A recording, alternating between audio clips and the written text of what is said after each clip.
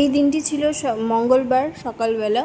তো স্নান ধান করে আমি যথারীতি মার বাড়িতে পৌঁছে গেছি। আর মার বাড়িতে গিয়ে দেখি সব জোগাড় যন্ত্র হচ্ছে, ভোগ রেডি হচ্ছে।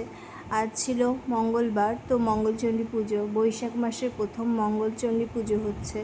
আর আমার বাড়িতে আমার নামেই পুজোটা হয়, ওই কারণেই আমি প্রত্যেকটা মঙ্গলবার মার বাড়িতে পৌঁছে যাই পুজোর সময়। আর এই যে আমার ছোট্ট বাবা আমার কোলে এসে বসে গেছে, ও পিমুনি পিমুনি করতে করতে এসে বসে গেছে। আর আমরা আদর করছি আর গল্প করছি। আর এই যে সব ভোগ রেডি হয়ে গেছে, আর ঠাকুরমশাই চলে এসেছে, পুজো দিতে বসে গেছে। আর প্রত্যেক পাড়ার প্রায় মহিলাই আমাদের বাড়িতে মঙ্গলচণ্ডী পুজো করে, তো সেই কারণে সবাই মিলে একসাথে দাও কিছু একটা কিছু বলে দাও যে আমি খানিকটা কাটতে পারি। পয়লার বইয়ের কথা শুনে ব্রাহ্মণী ত্যাগ করে আশ্চর্য হয়ে গেলেন। তিনি বললেন, কি সই, তোমায় তো আমি আগেই বলেছি, এত তোমার সুখের সংসার হয়েছে।